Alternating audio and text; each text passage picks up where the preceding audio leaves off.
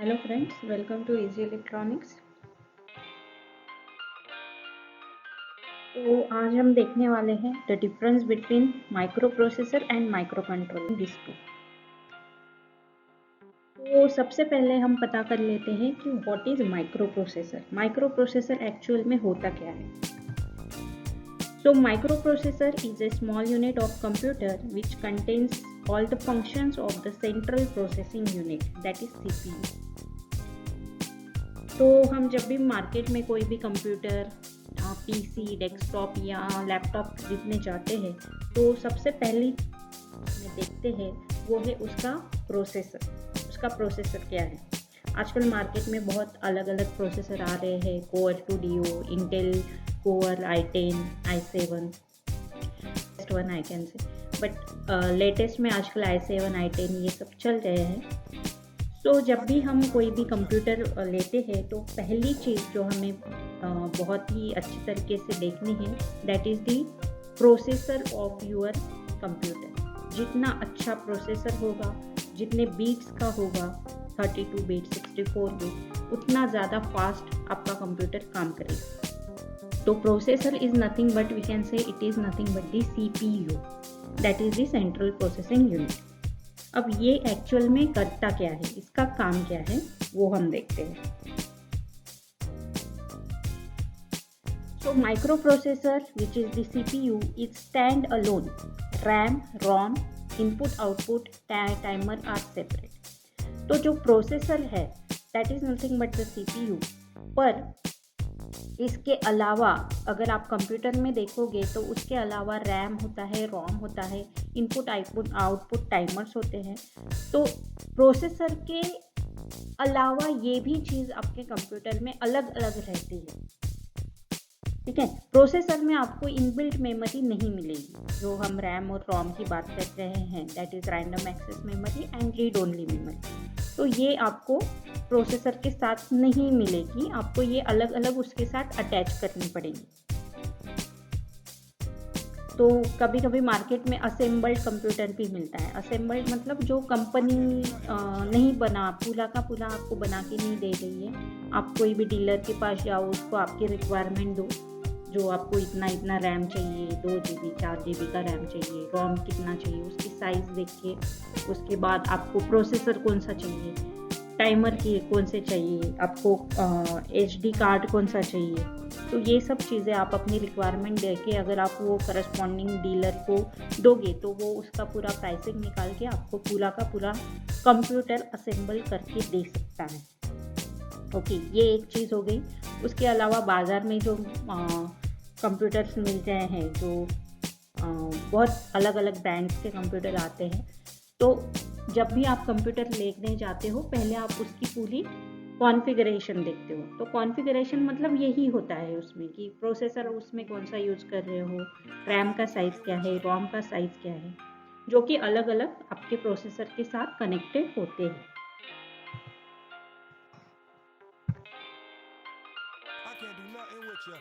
अब कंप्यूटर की यही अच्छी बात है कि इसमें जो डिज़ाइनर है वो डिसाइड कर सकता है।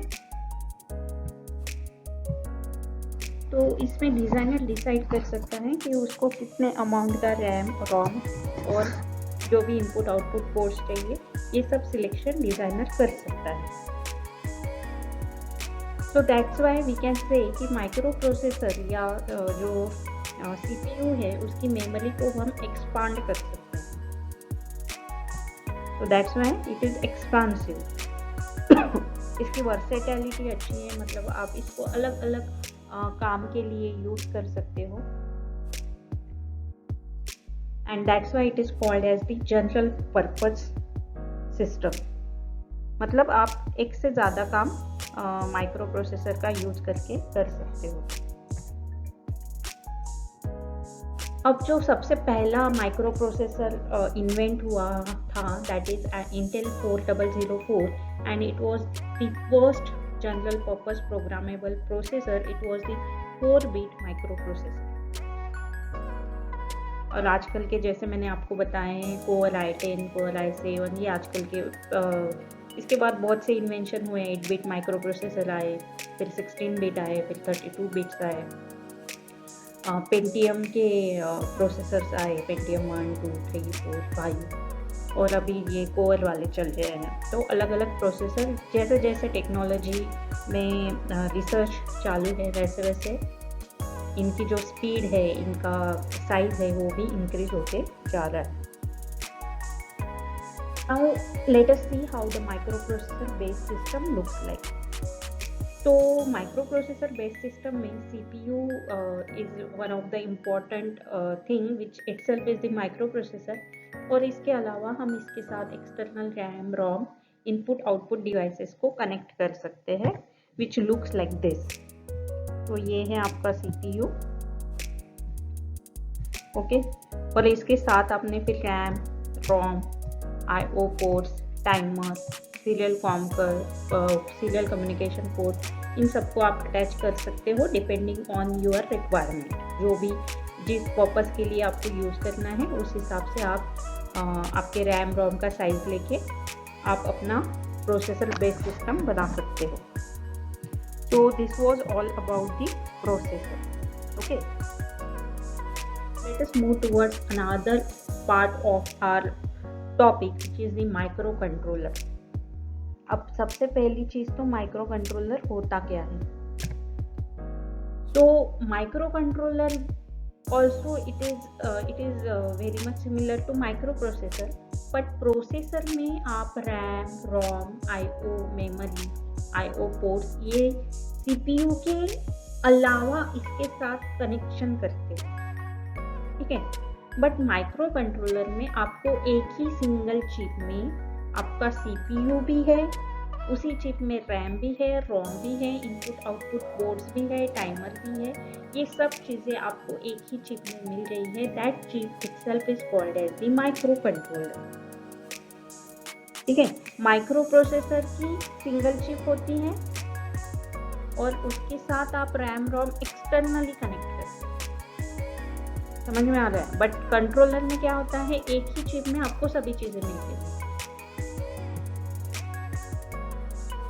अब इसका जो लिमिटेशन है, because of one chip you are having all this things, तो इसमें लिमिटेशन आ जाता है on the size of the RAM, ROM and input output ports. तो इसका जो भी आप जिस टाइप का कंट्रोलर की चिप ले रहे हो, तो उसके एक फिक्स्ड अमाउंट ऑफ रैम, रोम उसमें आपको मिलेगा। इसमें आप रैम और रोम के साथ चेंज, उसकी साइज के साथ आप चेंज नहीं कर सकते हो। जो भी आपको fixed amount of RAM ROM मिलता है उसी के साथ आपको डील करना है। So that's why we can say that it is not expansive. जो भी साइज आपको मिल रही है उसी साइज के साथ यू हैव टू डील। आप मेमोरी को एक्सपांड नहीं कर सकते हो। Microcontroller for this reason हम इसको सिर्फ सिंगल पर्पज के लिए ही यूज कर सकते हैं, ठीक है। वेयरएज प्रोसेसर को हम मल्टीपल पर्पज के लिए, जनरल पर्पज के लिए यूज कर सकते हैं, and that single purpose is your special purpose, okay. So that we will see. अब जो वेरी फर्स्ट माइक्रो कंट्रोलर था, it was invented by Texas Instruments in 1971 and was called the TMS 1802NC। तो आजकल 8 bit के micro controllers है। तो जो भी मोस्टली जो पॉपुलर माइक्रो कंट्रोलर है that is 8051 micro controller. Mostly इसका जो आर्किटेक्चर है वही जो रिसेंट टेक्नोलॉजी के माइक्रो कंट्रोलर है, तो 8051 का ही स्ट्रक्चर मोस्टली फॉलो करते हैं। सो that's Y whenever you are studying micro controller, जो फर्स्ट कंट्रोलर आपको पढ़ाया जाएगा दैट इज 8051, क्योंकि most of the recent micro controllers also following the same structure of 8051 only. थोड़े बहुत चेंजेस छोड़ दिए तो जो बेसिक स्ट्रक्चर है वो सेम होता है। Now the microcontroller is a small computer on a chip, and उसी में ऑन चिप में ही आपको RAM, ROM, input output port, timer, serial controller etcetera मिल जाते हैं। These are some of the examples of controller chips like Motorola 6811, Intel 8051 is one of the popular microcontroller, and then Atmel 32 is also one of the microcontroller chip. अब जो controller है इसमें आप देखोगे तो इसमें एक ही सिंगल चिप में आपको पूरी की पूरी चीज़ें मिल जाती हैं. तो basically this is the difference between processor and controller. अगर आप माइक्रो प्रोसेसर में देखोगे तो आपका CPU अलग है, एंड इसके अलावा फिर रैम, रोम, IO पोर्ट्स आपको एक्सटर्नली कनेक्ट करने हैं. बट कंट्रोलर में एक ही सिंगल चिप में you are getting all of the things.